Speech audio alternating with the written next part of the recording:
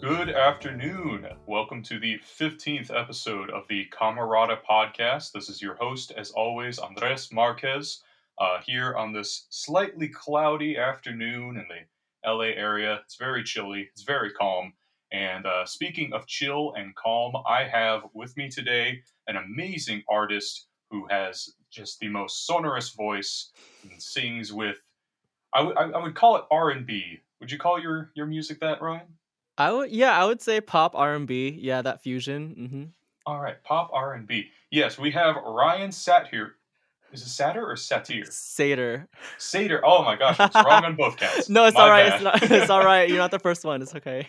Okay. Well, anyways, yes, Ryan, thank you so much for joining us on this cast. Can you please introduce yourself and your creative works? Yeah, my name is Ryan Satyr. I am a musician, LA County based. I I write, I produce, I dance, and I try to accumulate all of that, all of the music, all of the movements, into basically a vessel of performance. I think is the best way I can describe myself. I just like to use all aspects of the skills I've developed over the years to entertain, like truly in all aspects. I love that. That is some Renaissance kind of thought right there. Totally. Um, I did want to kind of just hop in right away. You hmm released a EP. Would you call it an EP? Actually, I would call it D42. It's a project. I'm gonna call it a project. Yeah. Okay, hmm then we will refer to it as that. It is Yes. a project consisting of five songs, one of which I believe is a remix. hmm And I got to hear it for the first time a couple of weeks ago while I was at work, hmm and it's just so calming. It's just the the vibes can just melt away any sort of situation, Oh, which was perfect for work, by the way. yes. So if you don't mind me, asking, um, I just want to kind of get an introduction into the ideas behind this project because a Yeah. lot of it is centered around romance, but a lot of it is also centered around self love, Yep. that kind of care. So it do Yep. that song "Duet for One." Yeah. I I picked up on it very fast and was like, this is hmm delicious. Please Delicious. Yeah. go on. Take the stage. Let's. Yeah. I want to hear about this. Okay, so D42 is actually an extension of a previous project. Well, the first one was D41. So D41 was the songs Digits, Daily, and Duet for One. So D for one stands for Duet for One. Hey, Oh right? Okay, yeah, yeah, goodness. yeah. So D42, the most recent one, is actually like a deluxe version of that first project, which you'll get a few remixes, a new orchestra arrangement of one of the songs, a bonus track. So D42 is like duet for two. So now it's like that's when you can listen to the other artists on the project. So that's what it see duet for two. I'm so Oh my clever, gosh. right? That's brilliant. Honestly, Thank I you. love it. Yeah, and the inspiration for this whole project in this era that I've been working on is it's just my love for 2000s pop R&B music, like sonically. I just feel like I really needed to purge this I don't know the right words to say it, but just purge it out. I need to purge out my love for that era specifically, and I wanted to do it in a short story. Um and yeah, that's kind of how it came out to be. But it's funny because the three songs, the main three songs, Digits, Daily, and Do It For One, Mhm. I wrote these around the same time I was working on an album that will come out later on. But what happened was I finished this whole album, and then I had these three songs on it, right? But then this whole album had like a different vibe, and then these three songs felt like so separate. My boyfriend was like, "Can I can I say something?" And I was like, "What?" He was like, "These three songs don't go with this album." And I was like, "Well, shit." I was like, "Damn it." I was like, "Damn it, my like I like these songs. Like I gotta put them on the album, but didn't make the cut." So he had an idea of putting it as a project, and I was like, Mm. wait, like a triad of songs, and I thought that was genius because, um, it just I think I gotta be more experimental with the way I marketed my music. I gotta be more experimental with trying to trying to push these three songs and like get these into people's heads. I gotta really play around with how I marketed it and how I created content for it. So yeah, this Awesome. is Yeah, so if you don't mind me kind of branching off regarding marketing, mhm, I've taken a look at your Instagram feed, and it's got like a professional look to it. mhm, And when I say that, I mean like there's just a lot of clarity towards mm, the content you put out there. Like the photographs for mhm. one. Excuse me, my voice is falling out of my It's all throat. right. But there's a lot of really pro level photography on there, and there's also like I guess the older vids. There's Mhm, a whole bunch of like performance stuff mhm. that is really cool. There's the dancing for one. I forgot there was this one that I was watching, and it seemed like it was for like a virtual fest. Like Yes. it started with duh. What is that? It was like the something room. Um, I'm sorry. I should have written this down. it's all right. Was it Q&A, I think? Q&A. It Or was the yo, okay. All my 90s babies, if you guys know this song, you guys need to sing it with me, okay? There's nothing I won't do to spend my life with you. I'll give my all to you. I promise that I will never let it go away. There's nothing I won't do to spend my life with you. I give my all to you. I promise.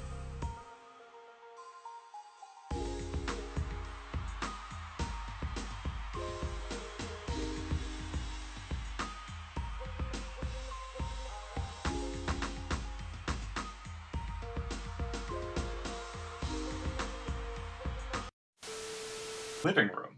The living room. Oh, the living Yes. room. The Yeah, living room. I Yes. was watching that Uh-huh. performance, and it was very indie for one thing. Uh-huh. I guess in terms of the looks, but it was also like very just eye catching. I hadn't really Mhm. seen that kind of that really vibrant visual effect in a Mhm. performance like that. And that's just all to say, like you have a very specific image when it comes to how you put your music out there or your art out there. And Mhm. I just kind of wanted to ask how that might have evolved, how you came up with a certain way of presenting your work. Well, like, yeah, like as I said before, with this kind of era of music that I'm doing right now, this small project, I really wanted to focus heavily on my foundation as an artist. So, these past few months, since the pandemic, I didn't want to let like anything stop me from creating because I know a lot of people like depend on having like a production company with them and like creating music videos and everything and like having to go on set, hiring like a bunch of people, which is cool, but also like I was like thinking in terms of safety at this point. Hmm. So, I really wanted to experiment with this idea of like what an LGBTQ pop star of the 2000s would look like, Mm. what they would do. So things like my concert series on YouTube, the from the living room, uh, it was it was just a way of me performing because before this project I didn't really get a lot of gigs. I want to be honest. I didn't get a lot of gigs to perform, like and I didn't because like no one saw me because I didn't have the work to prove myself. So now that I put up this project, I just started thinking, if I'm not gonna get opportunities, I'm gonna create them for myself. And then as time went on, when people saw that I was creating these things for myself, I wanted my content on my Instagram.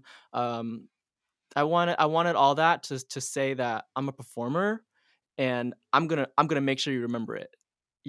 Like Hmm. I think that was the biggest thing that happened from doing that, like performing my songs from my house, essentially, and just having my little brother shoot like from a different angle, and like, putting some live instrumentation in my own songs. I don't even have a band. I don't know that many drummers. So, I was just producing my own like live like percussion set. Um but yeah, like that's doing content like that and like how I present myself in that way. I just wanted everyone to know that like I'm a performer. I make music. Like this is what I do. I don't do anything else.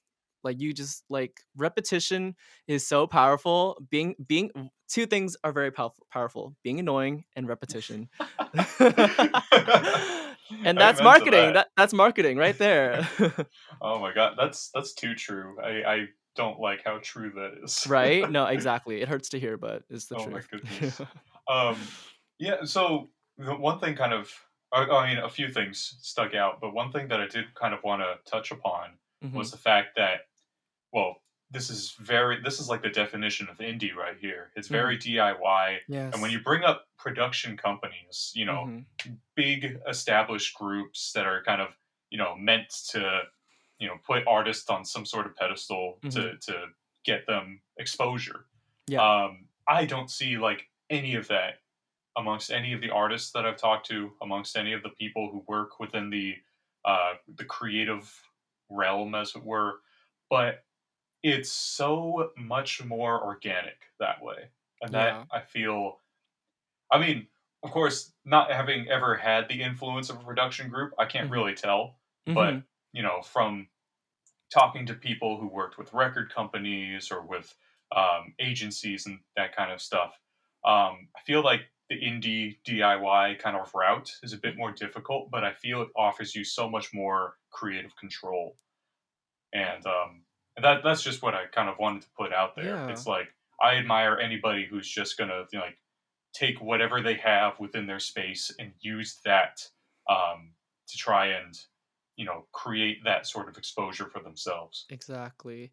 No, no, that's exactly what I wanted to do. These past few months with this music specifically, I wanted to do that exactly. I wanted to, I'm an indie artist, so like why am I gonna spend thousands of dollars like hiring like a crew of like 20 people, like when I can use that money for something else. So like in my instance, like I like making this content at home for now because I wanted to learn everything. I wanted to learn how lighting worked. I wanted to learn how, my camera worked. I wanted to learn how to choose what kind of lens I want for my work. I wanted to understand what's the best choice for editing, and I wanted to learn all of that because if I do want to hire a production company in the future, I know exactly like what the money's going to go into. I know what I could what I could cut in costs. Like I Hmm. just like I want to know the 360 of all that, and that's why I feel like it's really important to DIY things right now. Like you have the chance to be inside and you have the chance to learn different skills. I don't believe in talent. I believe in hard work. Hmm. So like spend hours on your laptop understanding what you need for your music video. Like if you should invest in this, if you should invest in that. Who can you talk to in terms of getting a venue for a cheap price. It's just these things, like you have to be very thorough, and I feel like that's the cool thing about doing things so DIY right now. um it's cheap, first of all. And it's 100% yours. Like at the end of Hmm. the day, it's 100% yours, and even if it doesn't come out to that uh production company quality, it's fine because you can like look back on it and you can learn from that. You can ask yourself these questions like, okay, like why is my footage so grainy this time? Or why weren't the colors right in this video? Like why did I wear the ugly thing? Like yeah, it's just mostly being self-critical when you're DIY and you're indie. But I feel like a lot of artists nowadays, well, indie artists, forget that they're indie artists, and you're allowed to do these things. You don't have to have a music video look like it costs like $10 million. You don't. It Oh my honestly, like, gosh. the biggest thing I learned during this quarantine, me and my partner, we both are creative. I do music and he does like more visual stuff. we talk about this a lot, but we're like, at the end of the day, like, you could have a really, really shitty camera, but if you have a really strong idea of, like, what you want it to look like, if you have, like, if you can carry the story with a really shitty camera and still make it feel, like, honest and authentic, like, that's all it takes, you know? You don't need a $44,000 camera to do what you wanna do. Just a good idea. Oh my gosh, we're like barely 15 minutes into this, and this is already just filled with all this wisdom. Yeah. And it's like, seriously, a lot of this stuff is just stuff that I wish I had heard when I was, young and starting out on that creative path. Right. It's just like, and I don't know. I'm not sure if I would have, followed this advice when I was, that young. But now seeing, all of these different artists, including yourself, that are just taking this path, of self-reliance, really relying on just the most, vital members of your community, and making everything work through your own effort. Um, just every time I see that, it's like another confirmation that the individual creative spirit can just overcome so much more, even without the help of like big money behind you. Yeah. No, totally. Like, I guess the only thing, not the only thing, but like I think the most helpful thing about having a production crew is because you have all those people that are like, involved in the music video, there is more exposure. But Oh, right. sometimes depending on the production crew or who you're working with, you could be limited, in terms of Hmm. what you want to do creatively because your money is going somewhere else. It's going to help. It's going to the camera, it's going to bodies. Right. Yeah. Yeah, that's the thing. Mhm.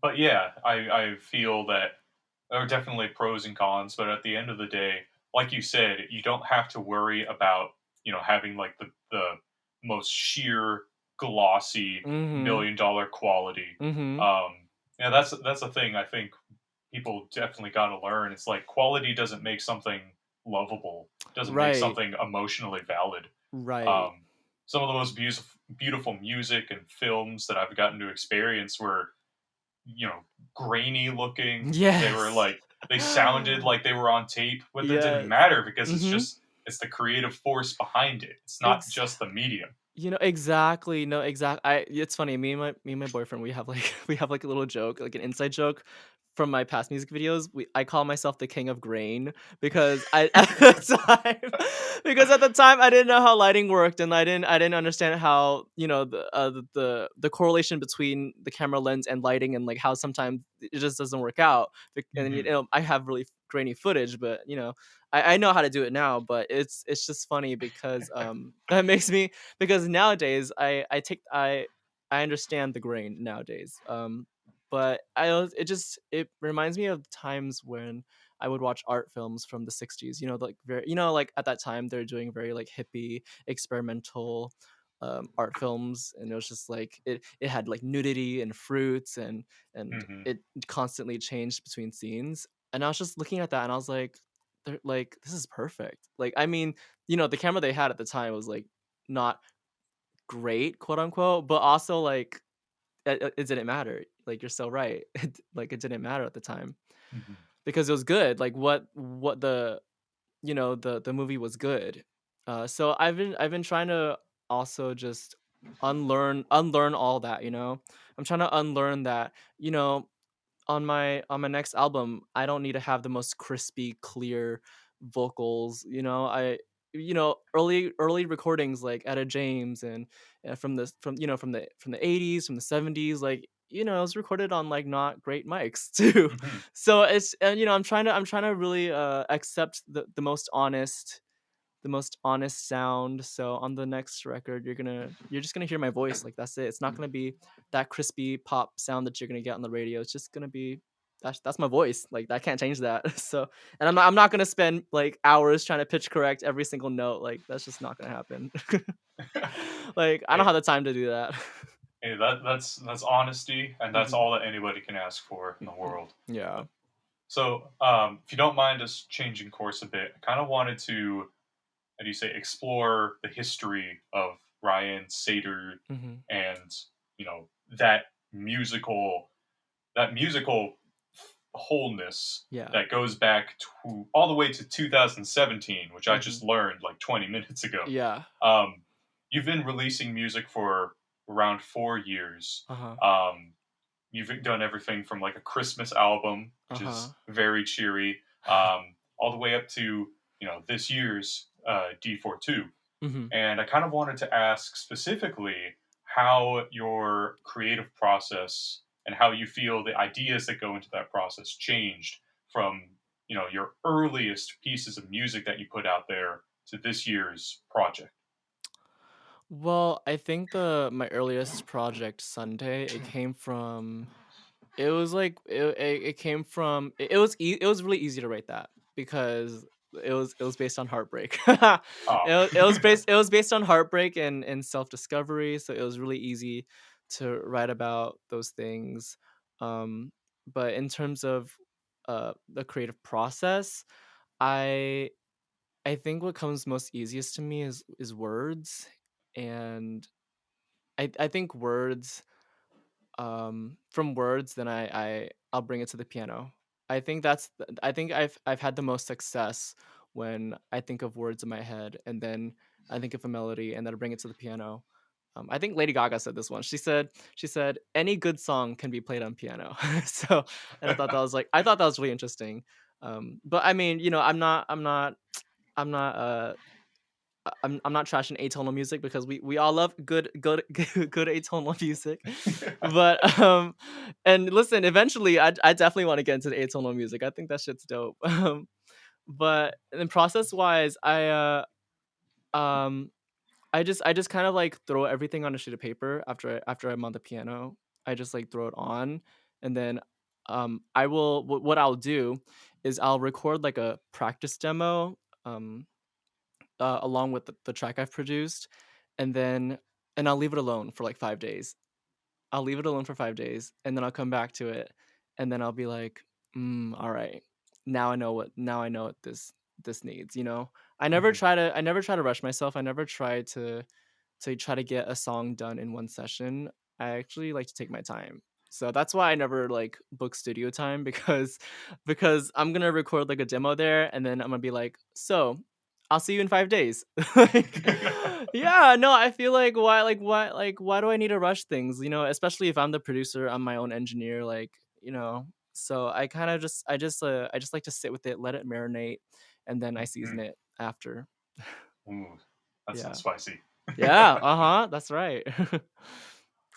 Yeah. So, how do you feel? I mean, I guess that seems like kind of a, how would you say, like a general look at that creative process. Mhm, Um, we talk about this a lot on this cast just because it's been bearing down on us every day for like a mhm. year. How do you Yeah. feel your process and the ideas that go into it? How has that changed since coronavirus stepped into the room a year ago? It's gotten so much better for me Really? creatively. It feels I know it sounds insane, but it's because it allowed me to not be so limited by the outside. So, because we all have to stay at home, Hmm. um, like it forced me to get back into DIY. It forced me to, um to write my music in my room, with no other people. It forced me to be more honest with myself and more honest about what I wanted to do. It like opened my world because then being at home, I could see like, whoa, why haven't I like filmed in this corner of my house? Or like, why haven't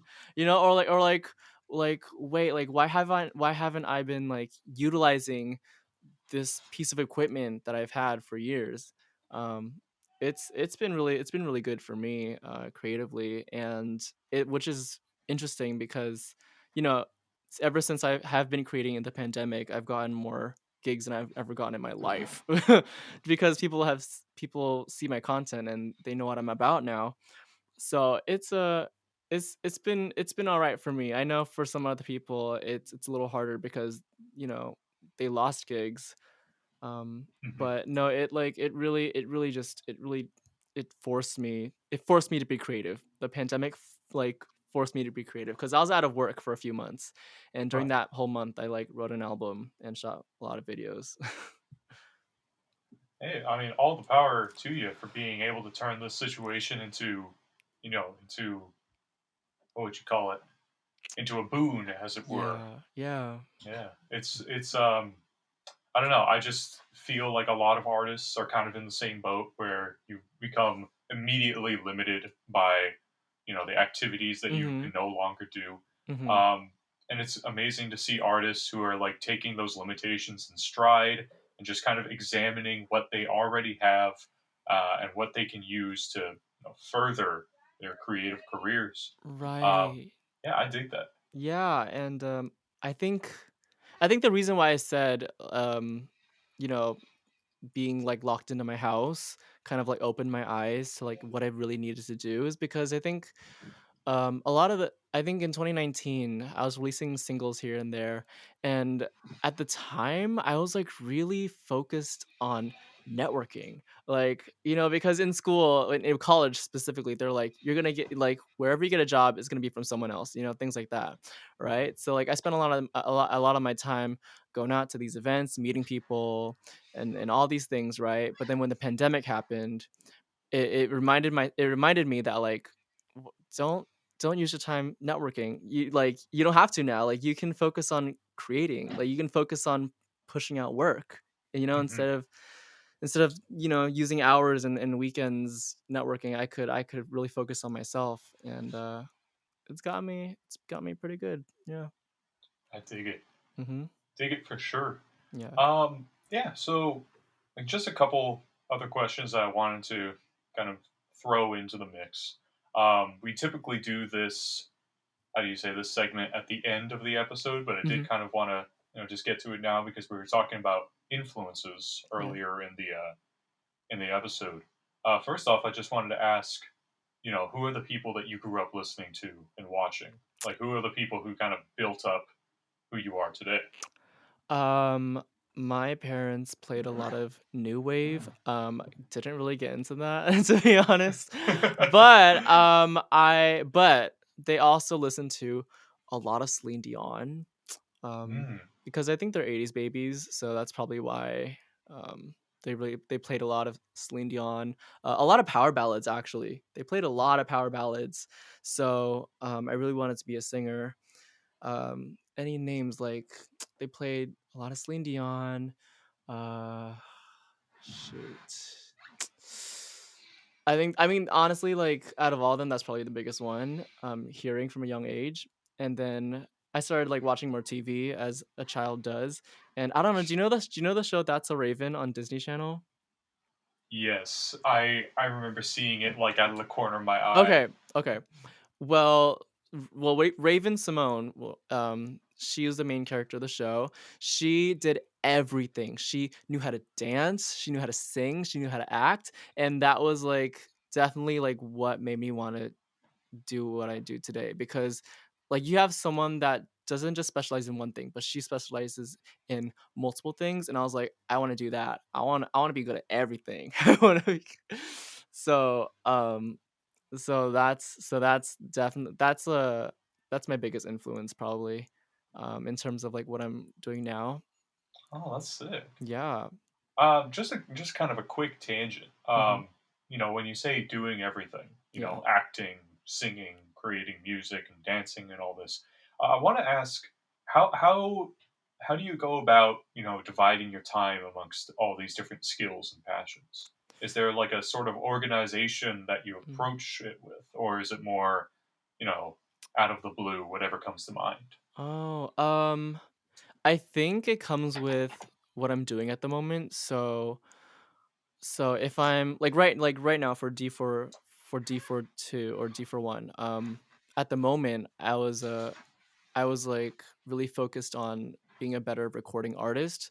So trying to, be better at recording my music. And so I had my boyfriend vocal produce for me every time I recorded these songs. Like I would sing something and he'd be like, do it with a little more like vocal fry or something like that. So yeah, so like at the time, like it was more so it's always at the time, like, I do something and then I think about, like, "Okay, what do I need to do?" So, right now, I need to become a better vocalist. So, I would practice for that, I practice in my car, I practice in my room. I would just practice that, like, 24/7. Um, Especially for, like, the music I'm doing right now, which is, like, more R&B, I have to, like, switch into that mode. Mhm. Or if I have some music coming out that requires a lot of dancing, then I'm gonna go take more dance classes. I'm gonna work on my choreography online. You know, even like even like with all those skills, I find time because if you really wanted to do something, you're gonna do it. Like if you're really passionate about it, you're gonna do it. Like there's, you know what I mean? Mhm. I know like there's I know a lot of people that um have told me they're like, oh, like when I'm not in the mood, I'm just not in the mood, and I'm just like, but that just means you might not want it as much, Mm. you know. So you just have to like really want to do something. So even like last summer, I picked up guitar. I'm not a guitar player. I grew up playing piano, but I really wanted to learn how to play guitar because listen, as a piano player trying to go to open mics, that's not ideal. Like they never have a piano for me, or like or it's always a big deal. It's like okay, we'll get the keyboard from the back. Fuck. And it's like, I'm so sorry, geez. So, I found time to practice guitar, even like 20 minutes a day. Like it's just something I really wanted to do. Mhm. Hey, I dig that. I don't know. I personally I do a bunch of stuff as well. I Hmm. make music. I do this weird little podcast thing. I try and learn to cook. I try and learn to Ooh. write fiction.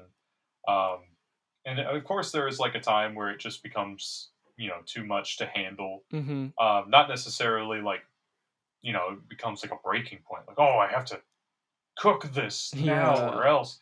But there's just like so much that goes on in the day. Like I also work a job and Hmm. I go to school still.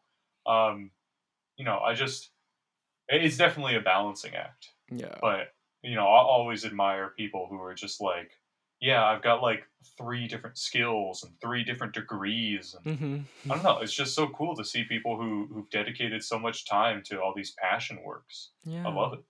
Thank Hope, you. hopefully, I can just it's either a matter of organizing my time better or a matter of just dropping things that aren't so important to my like daily life and my dreams. Yeah, I think sometimes like we just have to like take a step back. I think that's a really important thing. Sometimes you take a step back and then you just have to be in silence, and like sometimes the answer will come to you. Like sometimes your body will be like, "Ooh, I want to grab my guitar right now." Like Mhm. your mind will like let you know like what you want to prioritize, out of your many talents. Like it will let you know like what you're craving at the moment. So sometimes it just takes some silence and just just let it come to you sometimes. I will have to try that. I haven't Yeah. really considered that. Let So let let your body tell you what it wants to do? I get that. Thank you Yeah. for sharing. Thank you Mhm. for sharing that. Yeah. Kind of as an addendum to the original question, I also wanted to ask if there are any people, within your local scene, within the local creative community that you know of that you want to, shout out on this cast, just give some attention to. Yeah, I just wanna give a shout out to, Tome, Tome, and then period. He is actually from the Philippines, and he releases so much music and so much content to go along with it, like visual content, which, nowadays, people's attention spans are really short. So, having that is really solid. So I just want to give a shout out to him. He's also on D42 on the Daily Remix. A really Oh, talented artist. He produces and sings, and he's the whole package. I want to also give a shout out to um, Enrique Jesus Hernandez. He is LA County based, and he helped me get one of my first gigs too for his show Gay Guts, and that show changed my life in terms of the people I know now because I got a chance to show what I do. And he also releases music that is so sick. It's so different. It's very Nine Inch Nails, very Marilyn Manson. It's got that like more Oh. industrial. Yeah, it's so sick. It's got a more industrial type vibe, and it's music that I really love because I really enjoy Nine Inch Nails and Marilyn Manson music as well. Um, Mhm. and Oh, yeah. yeah, and he releases music videos for his most recent songs as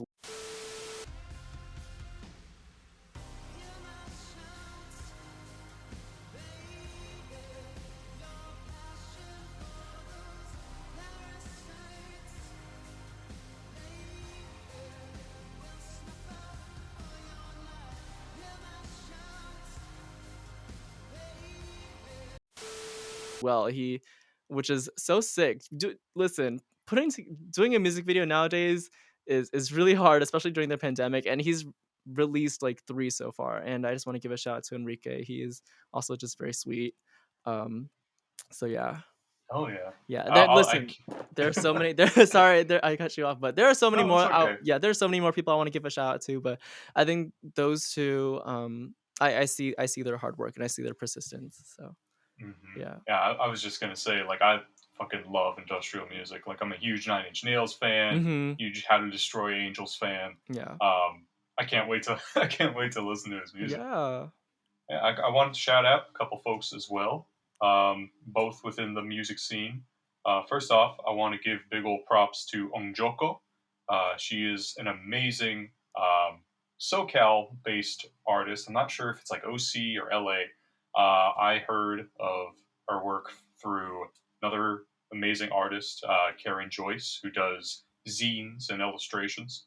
But Onjoko does this really cool, very chill, like hip hop sort of style of music. I'm not really keen on different subgenres. I call it hip hop just because that's what I'm used to calling stuff that sounds like it. But I don't know. She's got an amazing voice and she creates just the most gnarly beats. They're just so full and just I don't know how to describe it. Like I'm a drummer and I love just listening to the percussive aspects of songs first, and that's just the first thing that hits me when I listen to her music. She came out with a single today, actually. That's going to be on her upcoming EP, Picnic. So big props to Joko. I also want to give a shout out to Neon Black. They're a uh, hardcore rap duo consisting of Tom and Saint. They've released a few singles over the past couple of years, but they also released a single today, and yeah, those folks make amazing music. I'm kind of stuck on their song "Fuck Off Nazi Punks" part.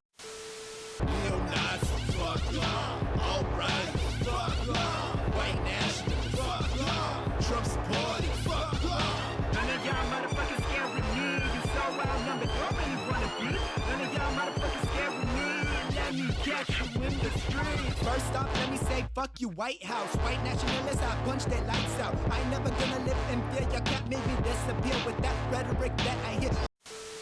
To big Dead Kennedys fan, so when I saw that song title, I was like, yeah, I gotta fucking listen to this. But yeah, thanks to Neon Black and thanks to Ongjoko for being a part of the community and just being amazing folks to talk to every now and then. Yeah, that's my end of things. Sick, I can't wait to check them out, oh my gosh.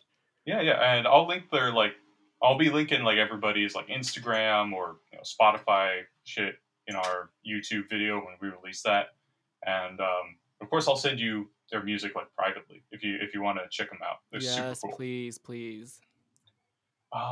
Yeah, I think that's about it for this cast. We're gonna wind it down right about now. Uh, Thank you once again, Ryan, for being an amazing part of this conversation. It's seriously just a joy to get to talk to you. Oh, thank you, Andres. Thank you. No, this was I love talking about this stuff. I love talking about creative processes and just really dissecting it, taking it apart like an autopsy or something. Oh goodness. Yeah. Is there anything that you might want to to promote, plug, as it were, before we turn this off? Yeah, I have some really exciting stuff coming these next few months. A few more digital performances. A really big performance project coming in April. Um, and you can find everything you need to know at ryansatyr.com. I keep that site updated, even though like no one looks at it, but it's okay, it's fine. I love having a website because it just that's me, like Mhm. everything you need to know. So yeah, just keep your eyes out for more performances for right now. Yeah. Awesome. Thank you again. No And problem. thank you to everybody who is listening to this episode. This is Andres once again. Hope everybody has a wonderful weekend, and we will catch y'all on the flip side.